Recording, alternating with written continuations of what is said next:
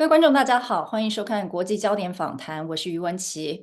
我们知道，美国华府呢是智库的圣地哦，研究各种的外交政策，当然也包括了中国和台湾相关的问题。那其中呢，全球台湾研究中心 Global Taiwan Institute 是唯一一家由台美人共同创立的，所以视角呢，也比较不同。我们今天的特别来宾就是他的执行长萧良其。萧良其的父亲呢是过去中研院著名的学者萧新煌，他从小在美国长大，但一直都以研究台湾问题为主，尤其是在军事和国防方面。那过去呢，也曾经在不同的智库工作，也为这个知名的台湾政策研究者薛瑞福工作过，一直到近年来呢，是接手了全球台湾研究中心，用了好几年的时间。随着台湾的重要性是增加，现在呢，全球台湾研究中心在华府已经是挺有影响力的一个智库，尤其是在军事安全和经济安全研究方面，有许多前川普政府的资深官员呢，都是他们的顾问，而且很多都有可能会回归政府，如果有川普政府的这个第二任期的话。那我们今天呢，是透过萧良其的角度来分析华府在这个过去20、30年来对台湾政策研究的这个转变哦。可能最值得注意的是，他说华府对台湾的态度呢，其实是随着对中国政策而转变，但是很重要的一点是呢，台湾已经不再是中国问题的一部分而已。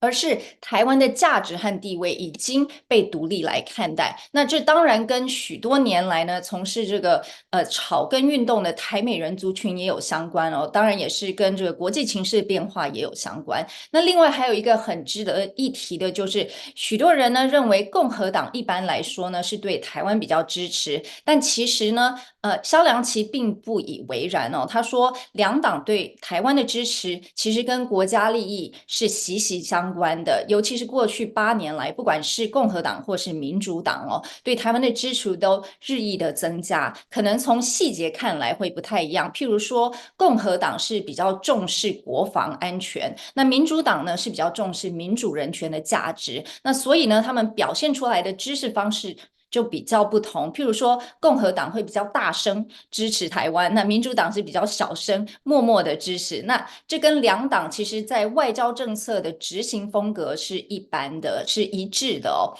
当然萧良其也谈到了，就是台湾在赖清德总统就任之后呢，他的挑战呢还是在于华府对他有多信任，这可能要花一段时间，毕竟呢华府人士对他的认识不久。那老实说呢，今天专谈可能我学习到最多的就是台湾议题在华府已经是真的成为两党的一个共识哦，不再只是一个国防或军事议题，或者是说只是中国议题的一部分。那主要还是台湾的这个重要呢，已经和美国国家利益是息息相关，而且是全面性的哦，不管是军事、经济、科技到这个价值方面。所以以下请看我跟萧良其的专访。Welcome to TVBS Meeting Room, where we tackle global issues with a view from Taiwan. I'm your host, Wen Yu. Almost every foreign policy-focused think tank in Washington, D.C. has a program focused on China, Taiwan, and China or Taiwan. So, however, Global Taiwan Institute is the only one that's founded by Taiwanese Americans across different generations and takes a Taiwan-centered approach. Over the years, it's grown and attracted some of the top foreign policy thinkers to its orbit. Today, we're speaking to its executive director, Russell Xiao Liangqi, to help analyze how think tanks and policymakers have approached Taiwan issues over the years. Welcome, Russell. Thank you very much, Wenqi. It's delightful for me to be here. So you've been involved in Taiwan-related discussions in DC for a long time. So tell us how Global Taiwan Institute came about and how it's differentiating itself from the other think tanks in Washington, D.C. Well, thank you for that question, Wenqi. You're right. I've been a very close observer of the Taiwan, China, Asia policy space now for nearly 20 years. And over the course of those professional experiences that I've had at various think tanks and research institutions, I've noticed that there were, several gaps in how Taiwan issues, as well as the overall sort of tenor, as well as discussions surrounding Taiwan, had been shaped by several tendencies in which the DC broader policy community addressed issues related to Taiwan. And those tendencies centered on really a tendency to sort of focus on Taiwan in 4-year cycles. So, we're sort of at the tail end of that cycle again with an election that was just held in January earlier this year. But the attention in Washington D.C. tends to focus on Taiwan when there's a national elections. With the sort of the focus being on what might change as a result of the elections. But I think you and I both know that Taiwan is a very dynamic society, and cross-strait relations, as tense as it is and seemingly unmovable or unshapable, also has a lot of dynamics at play as well.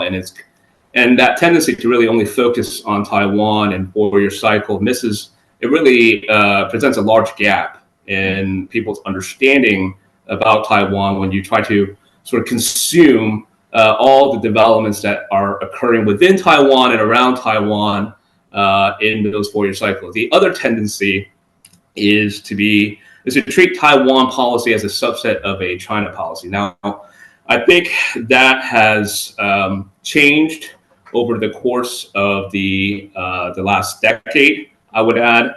But I think my organization, as well as those who support a more robust U.S.-Taiwan relationship, understands and appreciates that Taiwan has its own intrinsic value, and that while for historic reasons, structural reasons, that may have been the case, that Taiwan policy was treated as a subset of the China policy for many decades. That really ignores and overlooks many of the important features and assets that Taiwan can bring to the table with regards to broader international policy issues. And as a result of this traditional structure and mindset of how people in the DC policy community address Taiwan in this sense, we were under leveraging, in my view, the important role that Taiwan can play. And the third and final, I think, tendency that sort of dominated the way in which Taiwan policy and issues were addressed in DC is, really a hyper focus on, defense and military issues. Now, clearly, this is an important and existential issue for Taiwan, but nevertheless, I think there is a much broader set of important matters that concerns both the well-being of the Taiwanese people, as well as for the American people to better understand, the importance, the interests, as well as values that Taiwan can bring to the international world stage. That while again a hyper focus on the defense and military dynamics in U.S.-Taiwan relations or cross-strait relations really sucks up all the air in our discussions about Taiwan and the importance of Taiwan. And so, really, the origins of the necessity to create a think tank focused exclusively on Taiwan, is really intended to address these three tendencies. And really, this organization could not have come about without the passion and the long-standing support of the Taiwanese American community for issues related to Taiwan that have, created institutions at the very grassroots levels, as well as community organizations that, bring about a stronger sense of identity and community, within the United States and internationally, and the founders of GTI, were really those people who have been involved in this movement to help support a more robust U.S.-Taiwan relationship and a broader understanding about Taiwan and its people here in the United States.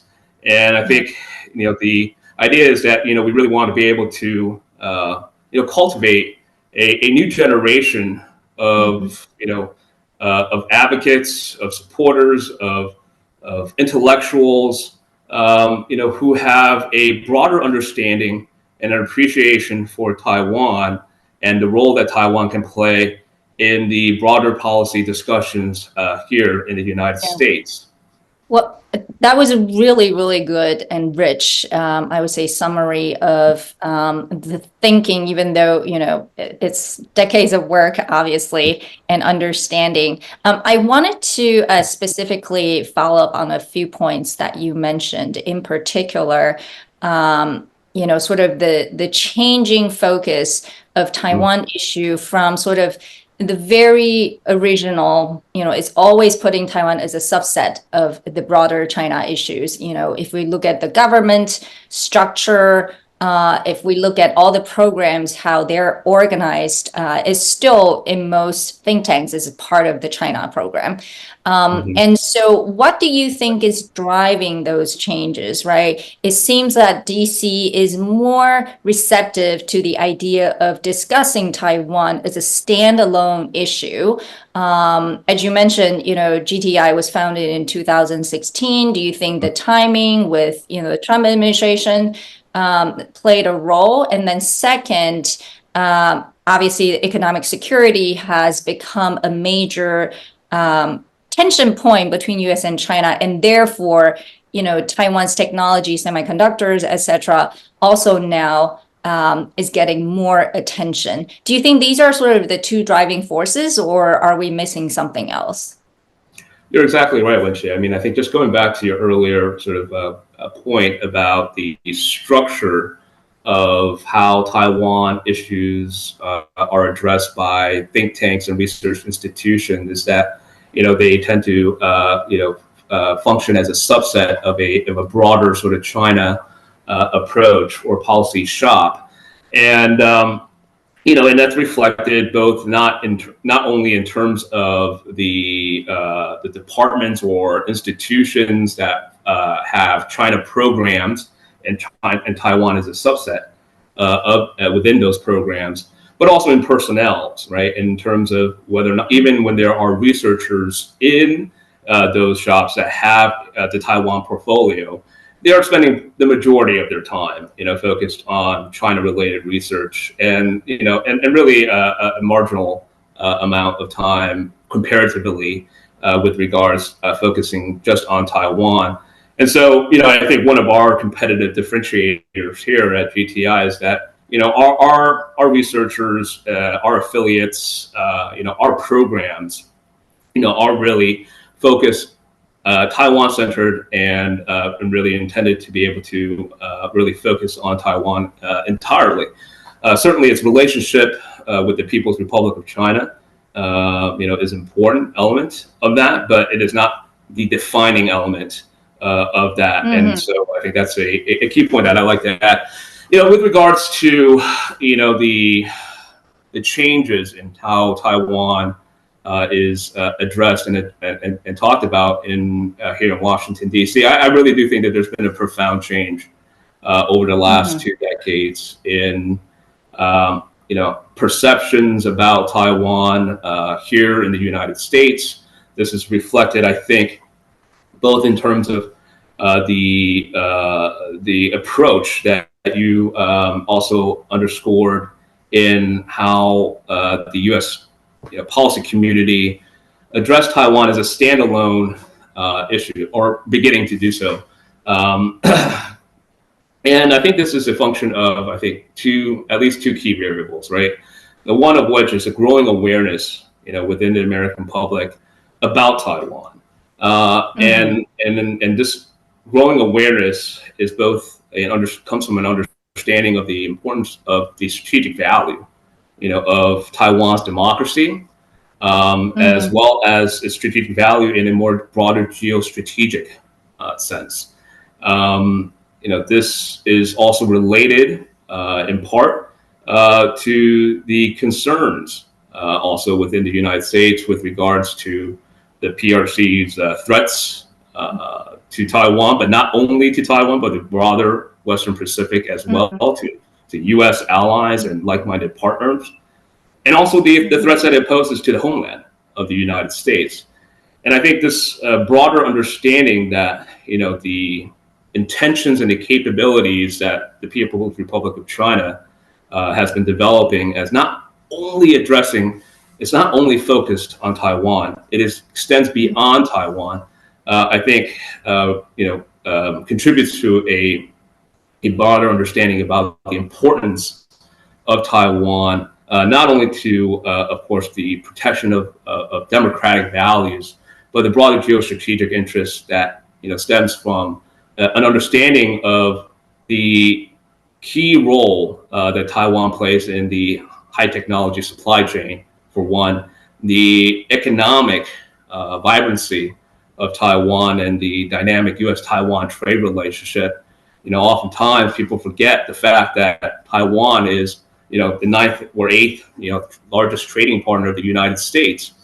And this is an important dimension of the U.S.-Taiwan relationship that often gets neglected or shortchanged in previous discussions about Taiwan, when you really have this important linkages between the two economies that really goes towards the the well-being and the economic vibrancy of the United States and Taiwan. And I think this broader understanding lends to a broader appreciation and important understanding that we need to think about, we need to widen the apertures of our discussions about Taiwan to be able to really better leverage this important and dynamic relationship in ways that can be mutually beneficial to both the Taiwanese people as well as to the American people. And, I think a think tank really plays a vital role in that regard, in being able to really utilize both our research capacity in producing, independent and, original research related to Taiwan, but also utilizing our convening function as an organization to be able to bring people together, to bring, different experts from various disciplines to address the multifaceted dynamics of Taiwan's potential role in other global issues. And so I think these are really the variables that have contributed to this profound discussion. Now, I think that this attention to Taiwan, the shift in how we address Taiwan has been a gradual, sort of process that has evolved in the last, 20 years. But it certainly has, accelerated, in the last 8 years. And that is, I think, a function of the changes in which the People's Republic of China has really sort of taken off its masks and really just dispensed with all the pretenses of its peaceful intentions with regards to Taiwan. And while I think many of us in the analytical community that have focused on the People's Republic of China's capabilities as well as its political motivations have been trying to sound the alarm with regards to the impact of China's rise for the world stage. I think it's only been really in the last 8 years or so that the broader policy community here in Washington has really waken up to that reality. And you see that sort of that broader sort of contours of that change really stems from a recognition that the previous approach to trying to integrate China into the international institution, international world stage has failed, frankly speaking, and that it actually, as a matter of fact, the world has been changing as a function of China's rise, and Taiwan in that context really plays a very presents a very stark contrast to the type of model that the Chinese regime across the strait offers. And as such, I think there is a deeper and broader appreciation for Taiwan. And I think, a think tank like ours that's, again, exclusively focused on Taiwan can do a lot in being able to, to really to do the research, to go beyond the sort of the superficial level understanding of, say, soft power or areas of sort of hard power research, and dive into understanding really what are the sort of the dynamics that are shaping both issues within Taiwan, but more broadly, across the Indo-Pacific region, and then being able to translate that into the discussions that we are having here within the broader policy community in Washington, D.C., and hopefully, with greater accessibility and engagements with the international community, to also be able to help inform discussions outside of the United States as well. Yeah, I know you have a lot you want to share, but we may have to, pack it into shorter answers if possible. I do want to, really follow on this, issue that may be more challenging for you to respond, but you have to, which is, is there any difference between a Democratic and Republican Party approach to Taiwan? I think it's impossible not to notice how the Republicans tend to be much more outspoken in terms of their support for Taiwan. Can you explain, is that really the case, or is it just sort of acting out differently? What is your own analysis? Yeah, that's a great question, Wenchi. It's one that, I think I'm often asked, and I never really have a perfect answer, to address that. It's something that I also continue to closely observe and try to understand from, an observer's, standpoint. But I would say this, though. I think in a city and an institution that's plagued by partisanship, I think Taiwan policy stands out remarkably as a strong demonstration of the power and influence of bipartisanship, and bipartisan support for Taiwan, remains strong, and it remains a point of consensus that in a city where there are few issues on which the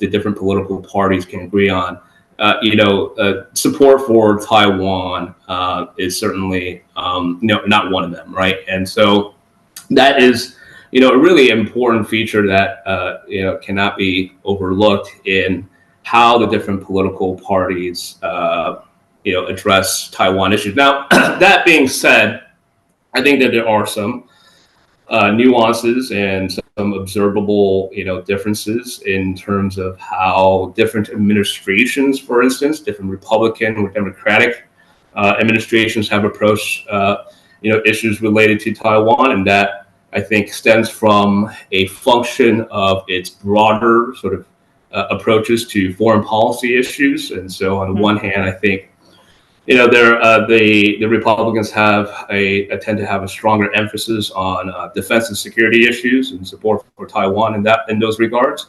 Whereas, I think the Democratic administrations, as well as, Democratic Party in general, stand for a broader policy approach that emphasizes values in international institutions. And I think in terms of how the two political parties have placed their emphasis in how to support Taiwan are reflected in how different sort of initiatives are emphasized either in a Republican or a Democratic administration. Now, that also being said, just one final point on this is that I think that there's a greater degree of convergence now than ever before in terms of the policy approaches of the two political parties. And you see that to an extent reflected in the continuity of the approaches taken by, from the Trump administration onwards to the Biden administration. And, I think that is a important signal of the sort of consolidation of the approaches towards Taiwan that I think is vital to really having a more comprehensive approach, holistic approach, to Taiwan. I think it's important to know for sure, right? There are many factors at play over the last, let's just say 2 administrations when it comes to Taiwan policy. I can't help but notice still, right? For example, even though Taiwan is largely a bipartisan issue now, it's harder to get the Democrats to be more outspoken to support Taiwan. And that is, just a fact, whether it's because the Democrats still want to, relatively have a less sort of anti-China stance or something else. It's very interesting to know that. However, I just, spoke to someone else who basically said, it was about Australian politics, right? So the substance, this is how he framed it, the substance of it, the support doesn't vary as much. It's more about what do you speak out, right? So speak more, act less, or, more or less the same, or you speak less, but you act the same. So basically, I thought it was an interesting way to frame it, right? So maybe in the media, what a lot of people are seeing is that Republicans tend to be more outspoken, but in substance, I think, maybe the Democrats would argue that they're not doing less, or they're just thinking about Taiwan in a different way, but that doesn't mean their support for Taiwan is any less than the Republicans. I thought that's an interesting point. That is a very interesting point, and I would just add a final sort of point to that also, which is that changes sometimes also as well. I mean, think about the fact, not necessarily in the same exact way, but in terms of being more outspoken and how the different parties approaches sort of vocalizing support for Taiwan, is the fact that we have a Democratic president now that has stated openly 4 times that he would come to the defense of Taiwan if militarily, if the Chinese invaded Taiwan. And I think that is a remarkable demonstration of public support for Taiwan's defense that came from a Democratic president. So I do think, while traditionally, yes, the Republicans have been, vocally supportive of Taiwan, have stood in strong support for Taiwan's defense, to include also, statements made by, the President George W. Bush, who had also indicated previously that, he would do whatever it takes to defend Taiwan. But that, there are these convergences now that that I think again reflects on an important and often not emphasized enough convergence in our approaches. Yeah. Well, we have to talk about the possibility of a second Trump administration, and you actually, especially through GTI, have been very collaborative with some of the former first Trump administration officials, and many of them are, in my view, outstanding policy thinkers. And so how do you think a second Trump administration may approach Taiwan differently, or maybe not that differently? Do you feel like there's still some more room for new and creative policies? Well, I'll have to be honest with you, and I think it's way too early to say with any degree of confidence, and what a potential second Trump administration would do. And I think anyone who claims that they know aren't being completely honest about that. I mean, the former president thrives on uncertainty, and I think that is a key element of his approach to policy in general, and that applies to foreign policy as well.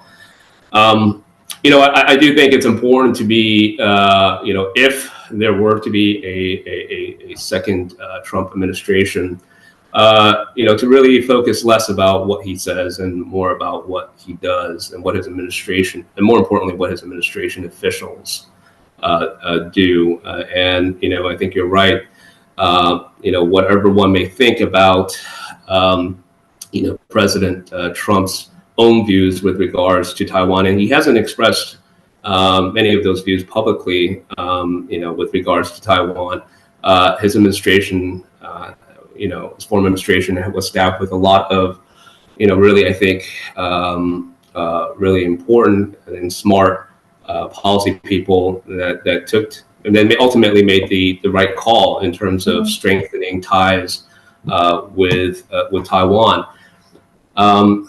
Whether it is a second Biden administration or a second Trump administration, I think it's important to take a step back and look at the broader structural, issues that are going to shape, both whether it's a Biden administration or a Trump administration. That I think it's going to be here to stay, for the long term. And I think that recognition of this reality, of this new reality, is reflected in the continuity in the approaches that we've seen from the Trump administration onwards to the Biden administration, and its approach to, strategic competition with China, and really engaging, focusing on more on economic security issues that are going to be critical to the this future development of both the United States as well as Western Pacific. And so, my sense is that, in a second Trump administration, that is going to be, that there will be more continuity there, I think, in the approach of strategic competition with China, and perhaps, leveraging more, economic tools there in terms of its approach. Yeah, it sounds like there's definitely, at least in the technology space, the trade space, there's going to be more, even coming from a potential second Trump administration. So, Lai Ching-te, who's the new president of Taiwan, what do you think will be his greatest challenges dealing with the U.S. over the next few years? Yeah, I think, look, I think President Lai has, indicated in a very, I think, clear way that he intends to continue the policies of his predecessor, President Tsai Ing-wen. And I think that has sent an important, reassuring signal to the United States that he will maintain stability to the best of his ability, within the Taiwan Strait. I think there are going to be a confluence of factors that will, however, complicate the way in which President Lai can continue to steady the course in the turbulent waters across the strait. And those are going to be active efforts on the part of. And what are these? What are these? Yes. Yeah. So these are going to be active efforts on the part of the PRC to drive a wedge between Lai and the United States. I think, over the course of the campaign, it's been openly expressed about concerns with regards to, previous statements that the president has made with regards to his stance on, Taiwanese independence. I think those issues have been largely addressed in the policy statements that he has made, both in his inauguration speech as well as other assurances made.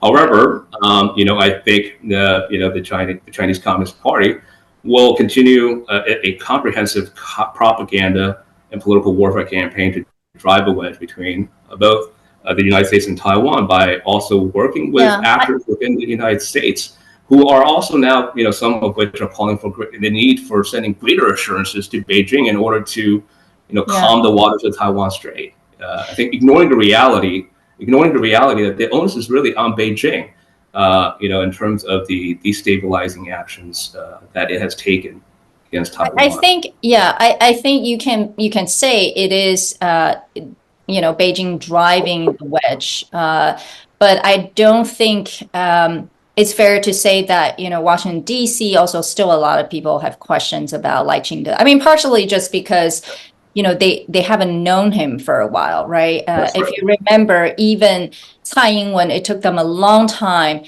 to actually eventually trust Tsai Ing-wen. because of their distrust in the DPP and, the previous experience with Chen Shui-bian. So I think, at the end of the day, the DPP has to bear the burden. It takes a long time to regain or gain the trust, and it will probably take a while as well to gain the trust, regardless of what Beijing is doing. And so, we're coming to the end of the program. I have to ask you, who do you admire the most among the DC Taiwan thinkers, and why? It would be unfair for me to single out any particular persons. I mean, there are so many, strong supporters of Taiwan, and in establishing this organization, I've only been. Yeah, but I need you to give you a few names, because so many of them are working on Taiwan now. Sometimes it's really hard to tell, how committed they are, and some of them have been, at the trenches for decades, right? Who do I the most? All right. With the caveat that this is, of course, not this is certainly a non-exhaustive list, but I'll name two that really stand out to me right now. I think, one would be retired Lieutenant General Chip Gregson, and the other would be Ambassador Stephen Young. And I think that, these two individuals who, represent, both the diplomatic as well as the defense, communities here in the United States, really represent a combination of the important approaches that the holistic approach that the United States has lacked in its approach to Taiwan traditionally, and the commitment and the interest and their unrelenting support both for Taiwan as well as GTI over the years since our founding. I think really stand out to me as really the type of tradition that we want to sort of continue to pass on to future policymakers to think about Taiwan, not only in the defense and security space, but also more holistic in the diplomatic and political space as well. Yeah. Well, thank you so much for speaking to us today, Russell. I want to say, for those who don't know, Russell and a few others truly have been driving the Taiwan Center approach to think about Taiwan over the years. And it's, truly wonderful to see how Taiwan is receiving attention in a different way now. And of course, we hope that that attention will not go away, but instead, and it's not in the sort of context of US-China competition, but more treating Taiwan as its own, and because Taiwan has so much value to add to the world community, as well as just US-Taiwan relationship alone. So thank you for speaking to us. It's been a pleasure. Okay. All right.